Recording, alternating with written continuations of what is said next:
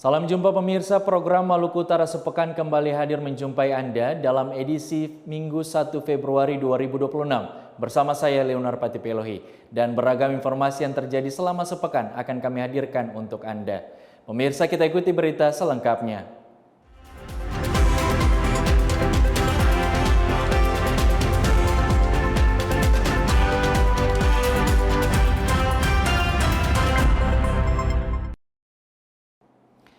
Pemirsa, pada Senin 26 Januari 2026 ada informasi TVRI resmi menjadi official broadcaster Piala Dunia 2026 di Indonesia.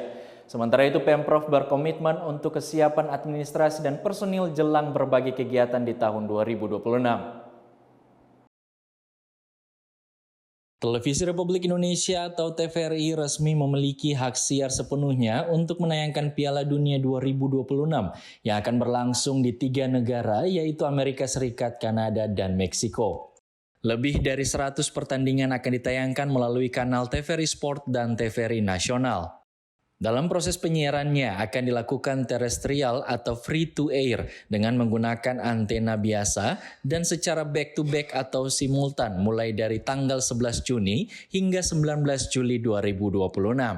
Untuk wilayah Maluku Utara, jangkauan siaran dapat diakses di sejumlah wilayah yang dijangkau oleh transmisi televisi. Bagi masyarakat yang ingin menyaksikan siaran Piala Dunia di kanal TVRI bisa menggunakan antena biasa dan pastikan bahwa TV yang digunakan sudah mendukung teknologi TV digital DVB-T2. Sementara yang masih menggunakan TV tabung dan belum mendukung TV digital bisa menambahkan set-up box DVB-T2. Adanya tayangan Piala Dunia 2026 diharapkan masyarakat dapat merasakan dan menikmati momen Piala Dunia bersama rekan dan keluarga. Pemerintah Provinsi Maluku Utara secara intens melakukan berbagai persiapan pelaksanaan berbagai program dan kegiatan yang telah diagendakan di tahun 2026. Persiapan dilakukan demi memastikan seluruh agenda berjalan sesuai dengan target dan mendukung pembangunan demi kemajuan daerah. Komitmen tersebut disampaikan dalam arahan staf ahli bidang hukum politik pemerintahan Fahrudin Tukuboya pada apel Senin pagi di lingkup pegawai pemerintah Provinsi Maluku Utara. Fahrudin Tukuboya juga menyampaikan rincian persiapan tersebut seperti kesiapan administrasi dan kesiapan personil. Staf ahli bidang hukum politik pemerintahan Pemprov Maluku Utara menambahkan, tujuan dilakukannya persiapan secara dini dimaksudkan agar dalam pelaksanaan berbagai kegiatan nantinya dapat berjalan secara lancar baik serta sesuai dengan ketentuan yang berlaku. Pada Selasa 27 Januari 2026, hari kelima pencarian korban hilang belum ditemukan. Informasi lainnya, pemerintah mengimbau seluruh aparatur sipil negara untuk meningkatkan kedisiplinan dan keaktifan dalam bekerja. Tim SAR gabungan terus melakukan upaya pencarian terhadap korban hilang atas nama Wildan. Usai kecelakaan laut di perairan Bibinoi, Kecamatan Bacan Timur Tengah, Kabupaten Halmahera Selatan, pencarian terhadap korban hilang dilakukan tim SAR gabungan dengan menyisir wilayah sekitar tempat kejadian. Hal ini disampaikan Kepala Kantor SAR Ternate Iwan Ramdhani pada Senin malam 26 Januari 2026. Selain tim SAR gabungan, sejumlah mahasiswa Universitas Hairon juga turut hadir di lokasi kejadian untuk melakukan pencarian terhadap korban hilang yang diketahui sebagai dosen Fakultas Ilmu Budaya Universitas Hairon Ternate.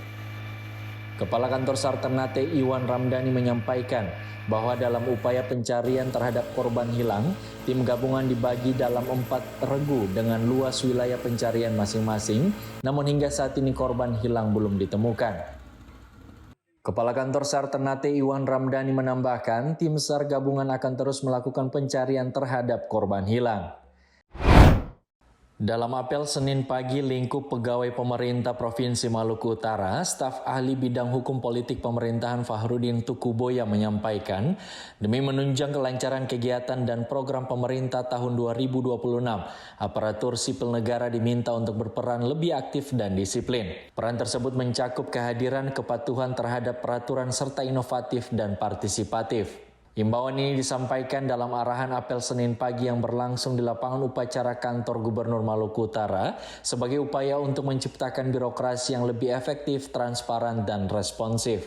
Fahrudin Tukuboya menegaskan, berdasarkan hal tersebut bertujuan untuk mendorong agar setiap program kerja yang telah diagendakan di tahun 2026 dapat berjalan sesuai dengan target serta mampu untuk memberikan manfaat optimal bagi masyarakat. Dengan kedisiplinan dan keaktifan aparatur sipil negara yang terus ditingkatkan, diharapkan dapat berdampak pada kelancaran program kerja serta pelayanan publik di Provinsi Maluku Utara. Pada Rabu 28 Januari 2026, ada informasi peningkatan tinggi gelombang 1,25 sampai 2,5 meter. Selain itu, pemerintah daerah Kabupaten Pulau Morotai, Maluku Utara akan melakukan pembangunan baru dermaga pelabuhan Taman Kota. BMKG Stasiun Meteorologi Sultan Ba'abula Ternate dalam laman resmi dan pesan elektronik menyampaikan pola angin di wilayah Indonesia bagian utara yang bergerak dari barat laut hingga timur laut dengan kecepatan angin berkisar antara 6 hingga 25 knot dan juga pada wilayah Indonesia bagian selatan dari barat daya hingga barat laut dengan kecepatan angin berkisar antara 6 sampai 20 knot. Untuk wilayah Maluku Utara, BMKG menjelaskan terdapat beberapa bagian yang terkena dampak dari adanya pola angin yang terjadi berupa peningkatan tinggi gelombang 1,25 sampai 2,5 meter berpotensi terjadi di perairan barat Morotai, perairan tenggara Morotai, perairan timur Kepulauan Halmahera, Kepulauan Loloda, GB, perairan barat Kaiwa, barat Laut Obi, timur Laut Morotai, barat daya Morotai, Halmahera Barat, Ternate, Kepulauan Batang 2 Barat, dan perairan barat daya Bacan. Informasi peringatan dini tinggi gelombang berlaku dari tanggal 28 hingga 31 Januari 2026. Untuk itu BMKG mengimbau masyarakat ataupun nelayan yang hendak beraktivitas di laut agar selalu waspada terhadap peluang terjadinya gelombang tinggi akibat kecepatan angin. Masyarakat juga dihimbau untuk selalu menjaga keselamatan serta selalu mengupdate perkembangan cuaca, tinggi gelombang maupun kecepatan angin pada sumber-sumber yang telah tervalidasi. Sebagai bentuk respon dan rasa tanggung jawab Pemda terkait dengan aspirasi masyarakat pulau-pulau di Morotai, pemerintah daerah Dinas Perhubungan telah menganggarkan alokasi pembangunan tambatan perahu. Dermaga pelabuhan yang dikenal dengan Pelabuhan Taman Kota ini telah menjadi kebutuhan vital masyarakat 3 desa diantaranya Galo-Galo, Kolorai, dan Ngele-Ngele sejak lama. Namun dengan kondisi saat ini yang sudah rusak parah, tentunya pemerintah daerah telah membuat perencanaan keuangan untuk pembangunan pelabuhan tersebut.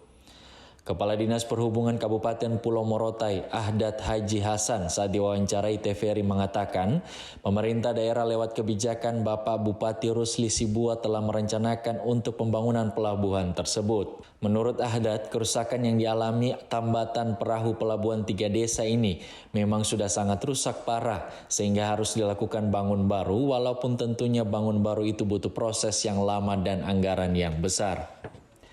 Kadis Perhubungan Pulau Morotai menambahkan proses bangun baru pelabuhan dermaga pelabuhan 3 desa adalah salah satu program prioritas pemerintah kabupaten yang saat ini sedang fokus juga pada beberapa pelabuhan untuk desa-desa yang di pulau.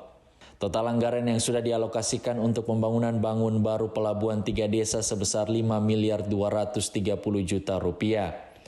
Sebelum proses pembangunan akan dilakukan tender karena berkaitan dengan kebutuhan dan kepentingan masyarakat desa Galo-Galo, Kolorai, dan Ngele-Ngele besar.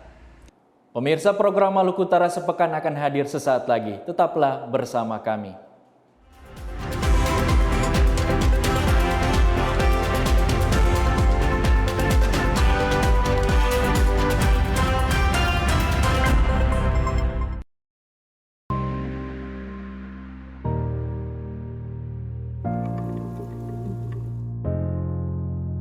Laut, hamparan biru, rumah bagi jutaan kehidupan yang tak terlihat dari permukaan.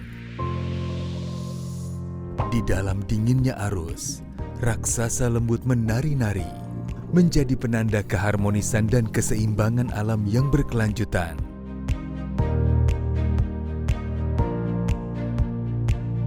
Setiap langkah kecil dan uluran tangan peduli adalah suara lantang untuk melindungi laut. Konservasi terumbu karang adalah upaya menjaga, melindungi, dan mengelola secara lestari agar bermanfaat secara ekologis, ekonomi, dan sosial bagi masyarakat. Pada saat musim timur kami para nelayan biasanya tidak melaut. Jadi dengan adanya wisata ini kita mendapatkan penghasilan tambahan.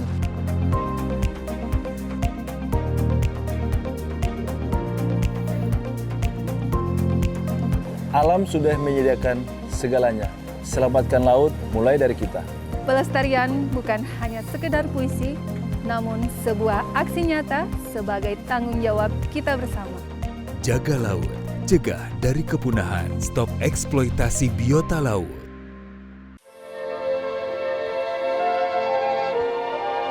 Di setiap helai kainnya terukir jejak leluhur. Sebuah warisan yang diturunkan dengan cinta dari generasi ke generasi. Batik bukan sekedar kain. Ia adalah bahasa visual yang kaya, menyimpan cerita tentang alam, kepercayaan, dan kearifan lokal.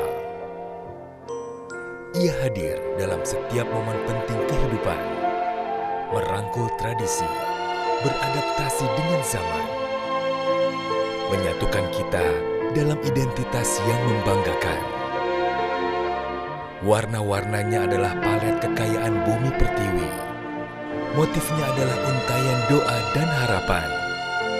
Setiap goresan adalah dedikasi dan keahlian yang tak ternilai harganya. Dibuat dengan kesabaran dan ketelitian, batik adalah perwujudan harmoni antara tangan, hati, dan alam.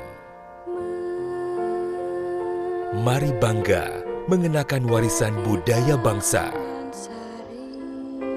Lestarikan batik, warisan budaya bangsa.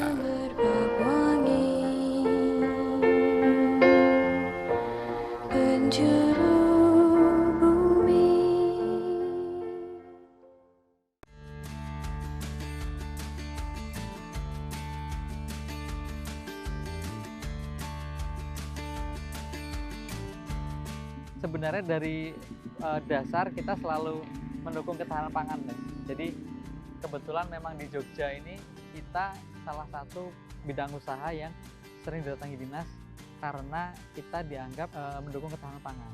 Seperti itu. Walaupun prinsipnya masih di Jogja saja. Kita menggunakan lahan kas desa. Nah, lahan kas desa ini di Jogja itu bisa diperuntukkan untuk program-program atau usaha-usaha yang mendukung ketahanan pangan. Mimpi besar Amar Farm itu membuat integrated farming system, di mana di sana ada peternakan, kemudian juga ada pertanian, dan juga ada pengolahan limbahnya. Dan konsep kita itu kita membuat zero waste, jadi tidak ada limbah yang terbuang.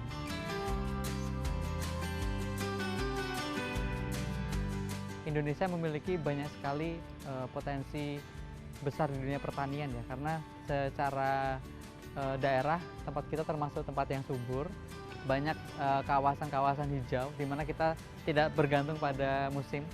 Jadi di musim apapun selama sepanjang tahun kita bisa tanam. Ayo dukung ketahanan pangan, petani cerdas, rakyat sejahtera.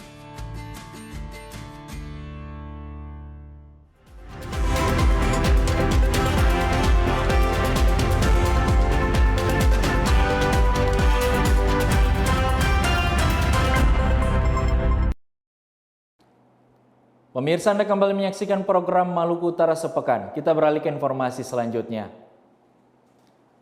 Pada Kamis 29 Januari 2026, ada informasi Pemkab berkomitmen kembangkan infrastruktur wisata air terjun Raja, dan informasi lainnya Polda Maluku Utara gelar upacara Satya Lancana sebagai bentuk apresiasi pengabdian personel. Morotai adalah salah satu kabupaten di Maluku Utara yang memiliki objek wisata alam berupa air terjun yang sangat banyak dan sudah sangat dikenal publik wisatawan. Seperti air terjun Raja dan air terjun Nakamura maupun air terjun Mira. 3 objek wisata air terjun ini sudah sering muncul di berbagai media informasi. Selain itu ada juga air terjun Bere-Bere, air Tokiki Desa Pangeo dan lainnya. Olehnya pemerintah Kabupaten Pulau Morotai lewat Dinas Pariwisata berkomitmen untuk mengembangkan spot wisata air terjun secara bertahap sembari menyesuaikan anggaran daerah atau APBD. Kepala Dinas Pariwisata Pulau Morotai Muksin Soleman kepada TVRI memaparkan sejumlah fasilitas dan infrastruktur dasar wisata yang sudah dibangun di air terjun Desa Raja. Di antaranya, jalan aspal dari Jalan Poros sampai di tempat wisata, gazebo-gazebo, tempat parkiran dan tangga setapak di lantai 7 air terjun Raja. Selain itu, air terjun Nakamura juga sudah dibangun. Kepala Dinas Pariwisata Pulau Morotai menambahkan, upaya mengembangkan fasilitas atau infrastruktur wisata air terjun Raja tetap akan dilakukan pihaknya. Hal itu sebagaimana komitmen Bupati Rusli Sibua juga menyelaraskan dengan program pusat. Sejauh ini wisata air terjun Raja sudah sangat berkembang dari sisi promosi hingga mampu memantik ketertarikan banyak wisatawan luar Morotai hingga mancanegara yang datang berwisata di air terjun Raja. Dalam waktu dekat, pihaknya akan memanggil pihak pengelola wisata untuk membicarakan pengembangan wisata air terjun Raja, seperti pembangunan homestay di setiap desa dan tempat wisata di Morotai. Wisata air terjun Raja memang menjadi daya tarik tersendiri sehingga perlu dikembangkan, karena dapat menghasilkan retribusi atau pendapatan daerah. Dengannya, objek wisata air terjun Desa Raja tetap akan masuk dalam skala prioritas pengembangan fasilitas. Upacara tanda kehormatan Satya Lancana Pengabdian kepada personil Polda Maluku Utara tahun 2026 berlangsung Kamis pagi. Berlokasi di lapangan apel Polda Maluku Utara, upacara berjalan dengan tertib dan khidmat. Upacara Satya Lancana bertujuan untuk memberikan penghargaan kepada anggota Polri yang telah berdedikasi. Sebanyak 249 personel Polda Maluku Utara dan Polres jajaran menerima tanda kehormatan Satya Lancana Pengabdian sebagai bentuk penghargaan negara atas pengabdian dalam pelaksanaan tugas dan kewajiban.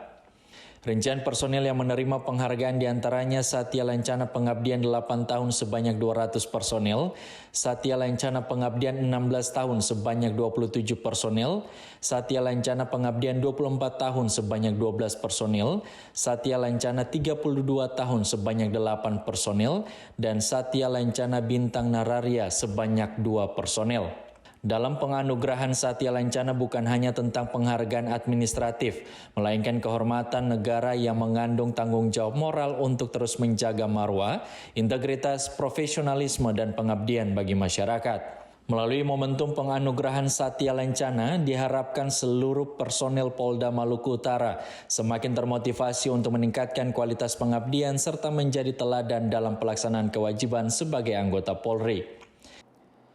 Pada Jumat 30 Januari 2026, ada informasi pencarian korban hilang ditutup Dr. Wildan dinyatakan hilang. Informasi lainnya menjelang gelaran Piala Dunia, minat masyarakat terhadap kaos jersey sepak bola mulai meningkat. Pencarian terhadap korban tenggelam longboat perahu motor Indriani atas nama Dr. Wildan telah resmi ditutup. Hal ini disampaikan Kepala Kantor SAR Ternate Iwan Ramdhani pada Kamis kemarin. Selama proses pencarian terhadap korban, tim gabungan dibagi menjadi 5 kru pada 5 sektor. Pencarian juga dilakukan selama 7 hari berturut-turut. Hingga saat ini tim gabungan tidak menemukan tanda-tanda keberadaan korban. Kepala Kantor SAR Ternate Iwan Ramdhani menyampaikan penutupan pencarian korban hilang atas nama Dr. Wildan telah sesuai dengan standar operasi prosedural yang ditetapkan Kantor SAR Ternate, yaitu melakukan pencarian selama 7 hari. Kepala Kantor SAR Ternate Iwan Ramdhani juga menambahkan keputusan tersebut merupakan hasil koordinasi dengan pihak keluarga korban, dan korban dengan resmi dinyatakan hilang. Peningkatan pembelian kaos jersey ini terlihat di salah satu toko di Desa Galala Tidore, Kepulauan. Jersey tim unggulan hingga tim favorit penggemar mulai banyak dicari.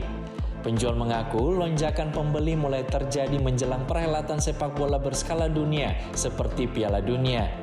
Selain dibeli sebagai bentuk dukungan terhadap tim favorit seperti Argentina, Jerman, Prancis, dan Inggris, jersey juga dibeli untuk menonton bersama. Tidak hanya di kalangan muda, pembeli jersey juga datang dari berbagai usia, dan harga yang bervariasi membuat kaos jersey menjadi pilihan yang terjangkau bagi masyarakat. Meningkatnya penjualan jersey ini menjadi salah satu dampak positif dari antusiasme masyarakat menyambut Piala Dunia 2026, sekaligus menggerakkan roda ekonomi pelaku usaha kecil dan menengah. Pemirsa program Maluku Utara Sepekan akan hadir usai jeda berikut ini. Tetaplah bersama kami.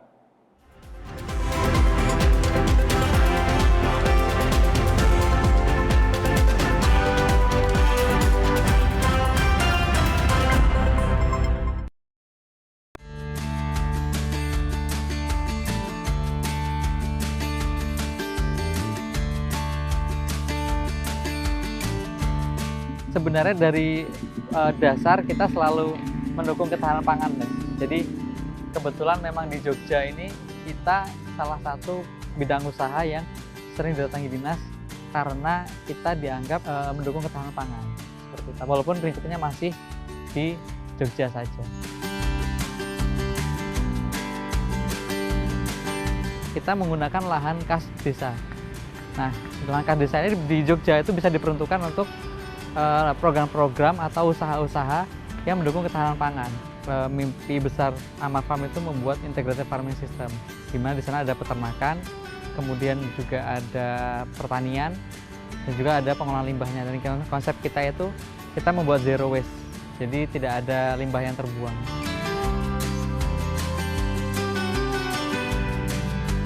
Indonesia memiliki banyak sekali potensi besar di dunia pertanian ya, karena secara daerah tempat kita termasuk tempat yang subur, banyak kawasan-kawasan hijau di mana kita tidak bergantung pada musim. Jadi di musim apapun selama sepanjang tahun kita bisa tanam. Ayo, dukung ketahanan pangan, petani cerdas, rakyat sejahtera.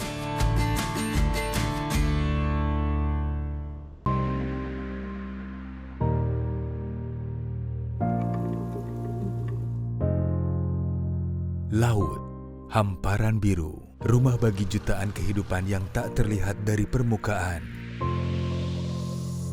Di dalam dinginnya arus, raksasa lembut menari-nari, menjadi penanda keharmonisan dan keseimbangan alam yang berkelanjutan.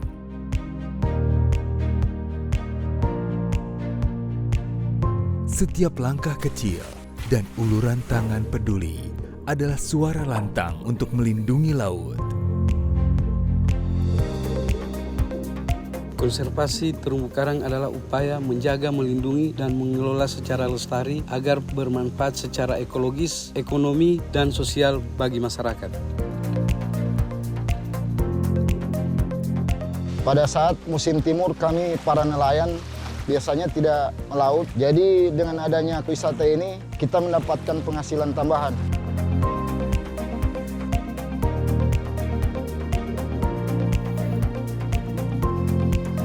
Alam sudah menyediakan segalanya. Selamatkan laut mulai dari kita. Pelestarian bukan hanya sekedar puisi, namun sebuah aksi nyata sebagai tanggung jawab kita bersama. Jaga laut, cegah dari kepunahan, stop eksploitasi biota laut.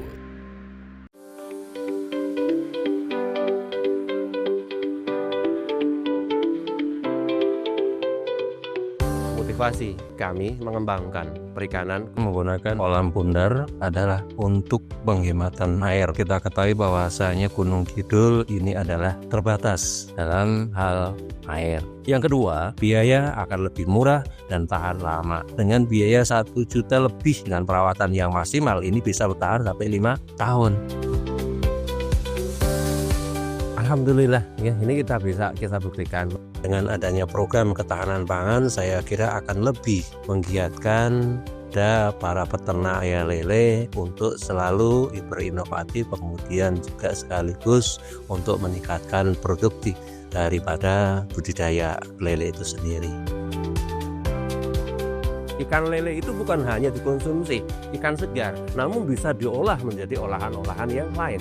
Nilai jualnya dibandingkan dengan nilai kita jual ikan segar, lele segar, ini ada kenaikan 50% minimal gitu, sehingga bisa mengembangkan UMKM, memperdayakan masyarakat ikut serta di dalam peningkatan ekonomi keluarga. Ayo, dukung ketahanan pangan. Petani cerdas,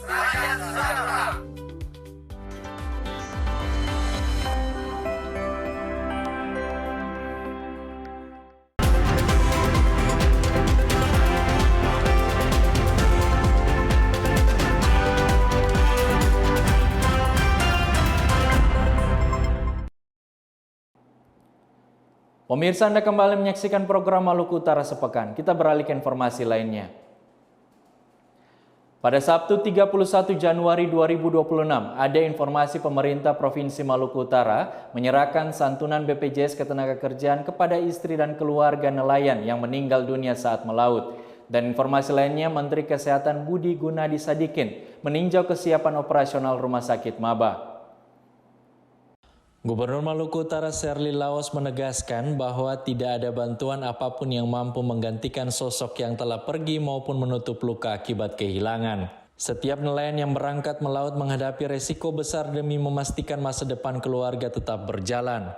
Penyerahan santunan BPJS Ketenagakerjaan merupakan bagian dari perlindungan jaminan sosial ketenagakerjaan bagi pekerja sektor informal, khususnya nelayan di Maluku Utara. Melalui BPJS Ketenagakerjaan, keluarga nelayan yang mengalami musibah mendapatkan hak santunan sebagai bentuk perlindungan negara.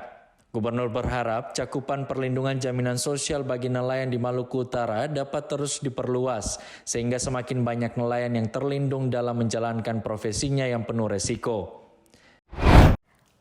Untuk memastikan bangunan dan layanan medis siap digunakan masyarakat, Menteri Kesehatan Budi Gunadi Sadikin melakukan kunjungan kerja di Rumah Sakit Maba Kabupaten Halmahera Timur yang berlangsung pada Jumat siang. Dari hasil tinjauan, Menteri Kesehatan Budi Gunadi Sadikin menyampaikan bahwa bangunan rumah sakit telah memadai, namun masih diperlukan penguatan sumber daya manusia kesehatan lokal. Dirinya juga menilai keberlanjutan layanan rumah sakit sangat bergantung pada ketersediaan dokter dan tenaga medis, khususnya yang berasal dari daerah sendiri. Menteri Kesehatan juga mendorong pemerintah daerah agar memberikan beasiswa pendidikan kedokteran spesialis bagi generasi muda daerah. Dalam kunjungan tersebut, Menteri Kesehatan Budi Gunadi Sadikin didampingi langsung oleh Gubernur Provinsi Maluku Utara Sherly Joanda dan Bupati Halmahera Timur Ubaid Yakub. Pemirsa, kami mengajak Anda untuk mengikuti informasi perakiraan cuaca Maluku Utara yang berlaku besok hari Senin 2 Februari 2026 di wilayah Maluku Utara. Data perakiraan cuaca ini kami peroleh dari Badan Meteorologi, Klimatologi, dan Geofisika.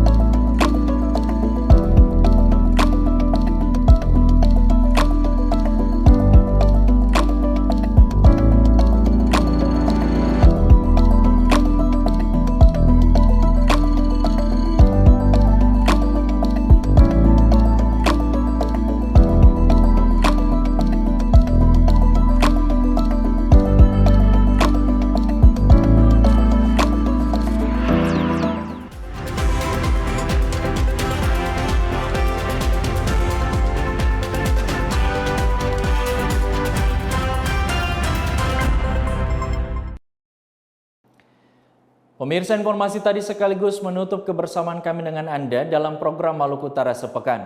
Saya Leonar Patipelohi beserta tim yang bertugas mengucapkan terima kasih atas perhatian Anda. Dan berikut ini kami mengajak Anda untuk bergabung bersama TVRI Nasional. Selamat menyaksikan dan sampai jumpa.